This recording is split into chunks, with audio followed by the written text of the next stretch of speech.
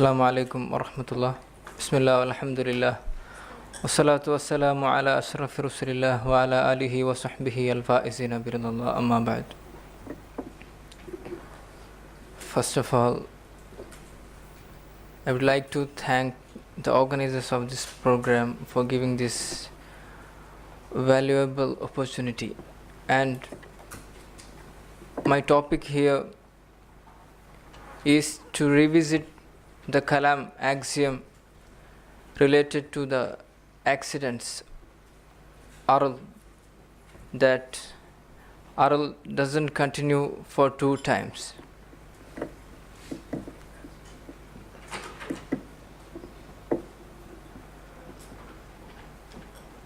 As we know, the Kalam's goal is to derive proofs for proving the Islamic beliefs in terms of natural realities. For this purpose, they categorized the whole natural reality, the whole universe, into two conceptual categories named as Jawhar and Arul. And the Jawhar is self-subsistent in nature, and it is a substratum where the Aral can inhere. Without Jawhar,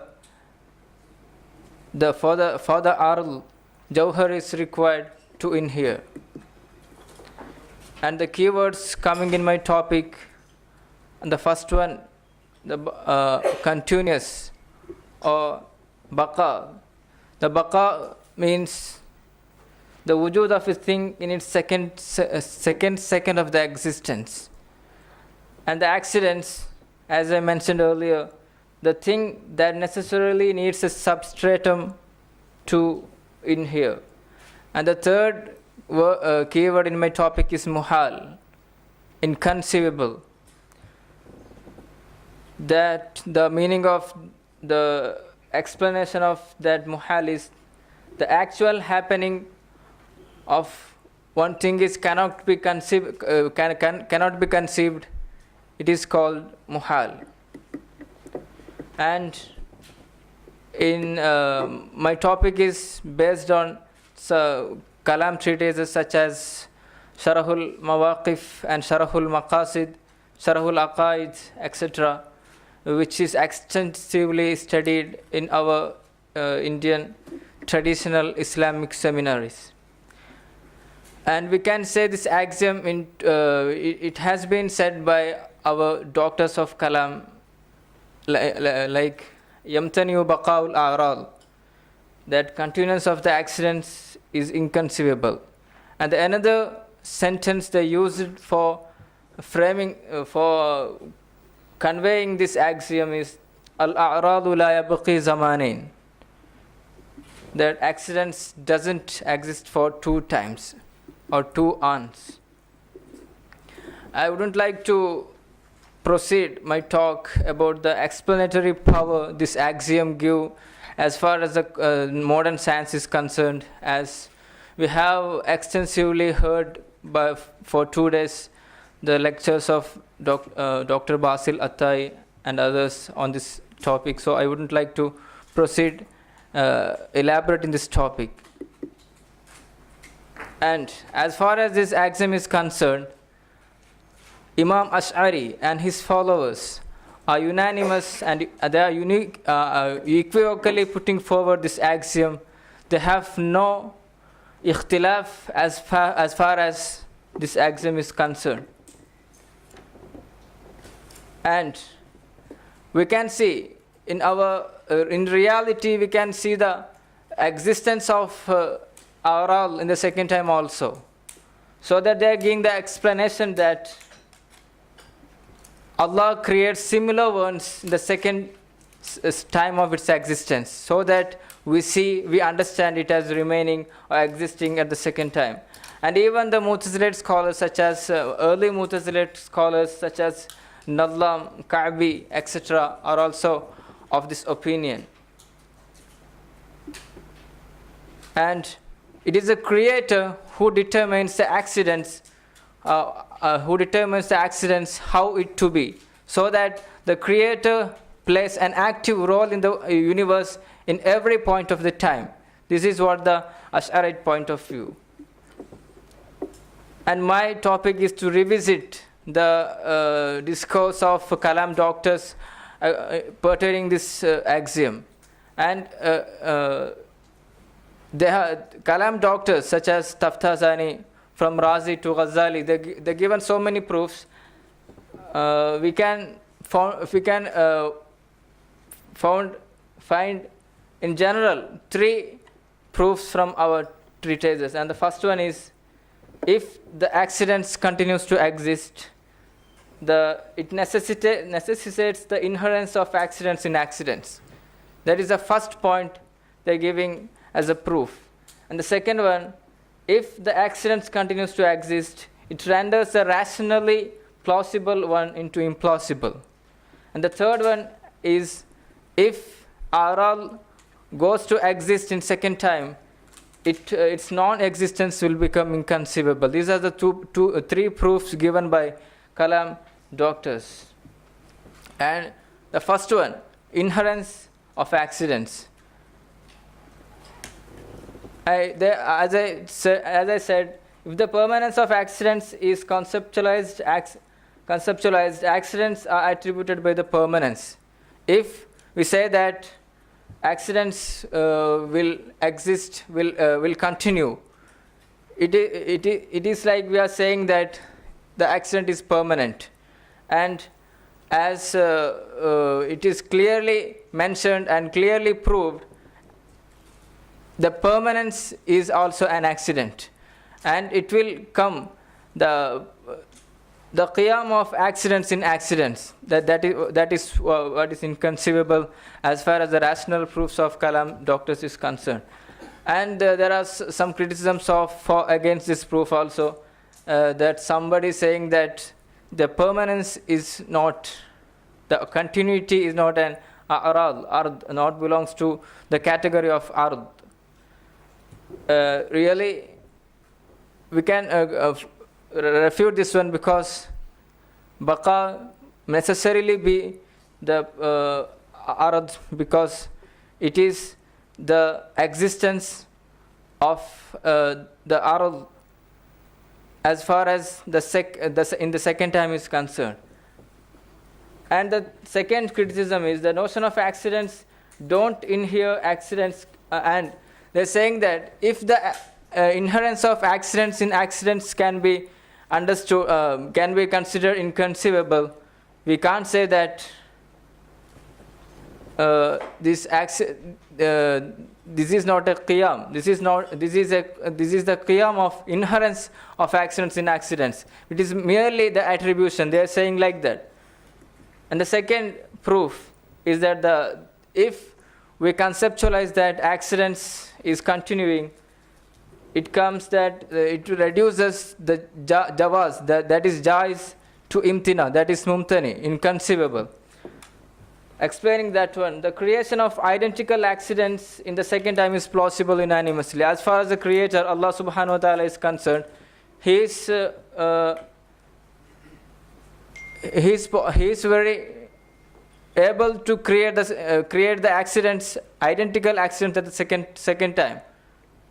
But if the accident goes to exist at the second time, there will come the ijtima'ul mathalain. That is what is muhal.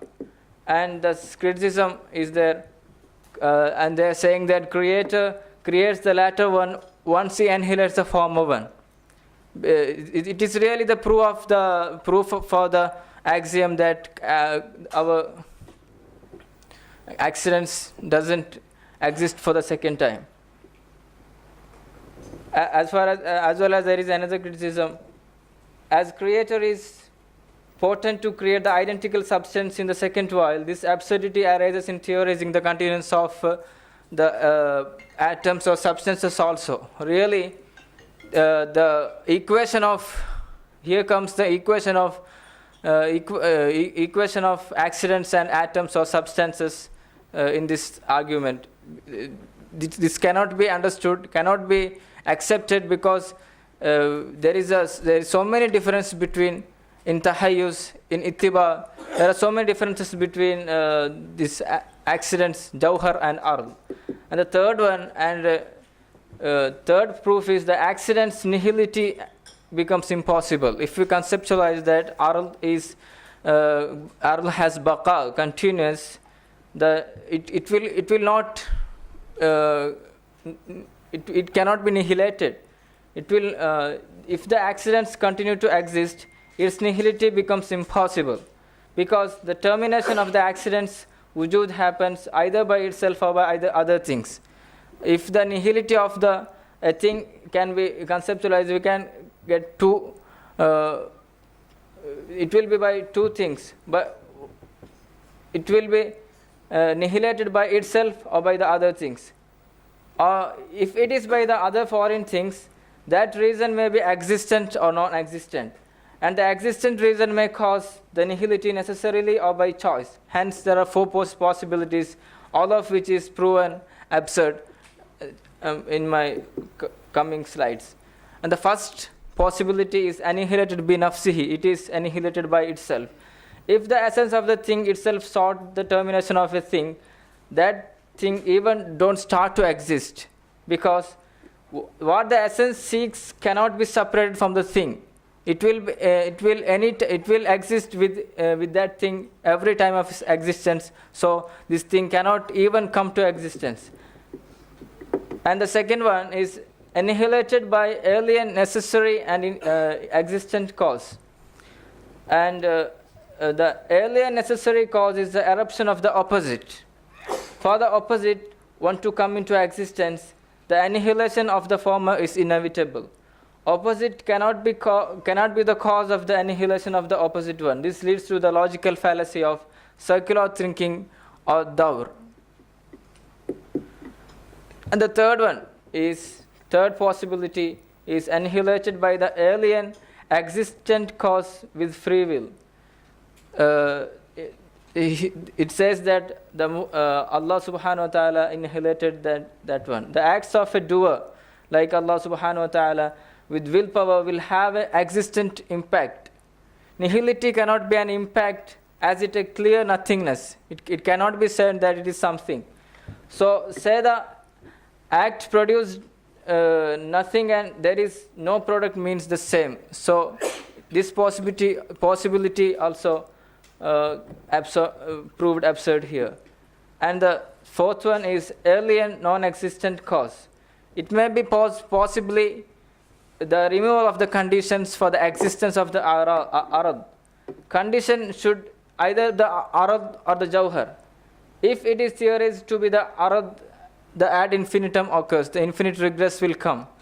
And at the same time, if we theorize it that the jawhar is the reason for the nihility of this one, it happens that there comes the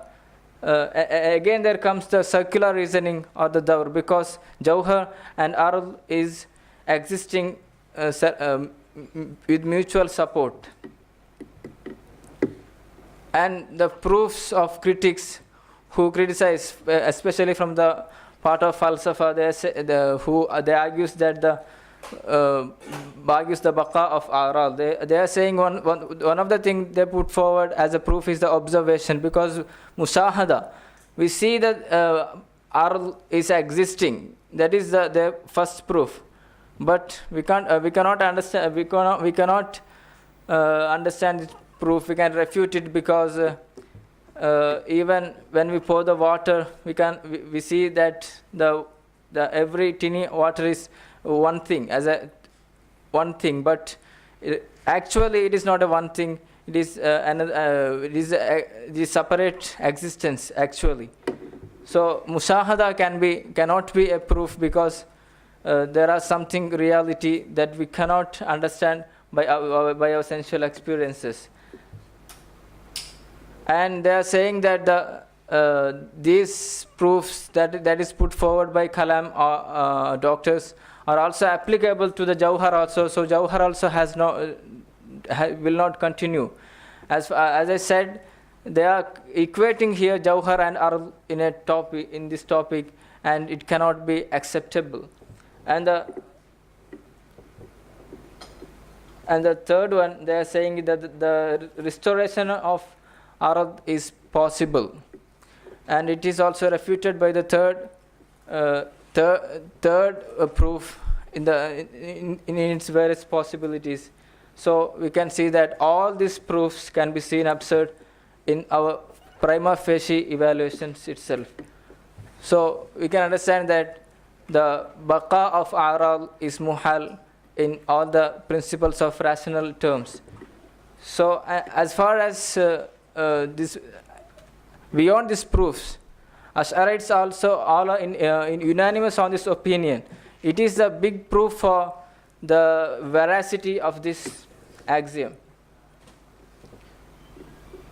And it has been elevated to the level of self-evident truths because of the unanimousness of a big team of scholars. And I conclude here. Assalamu alaikum wa rahmatullah.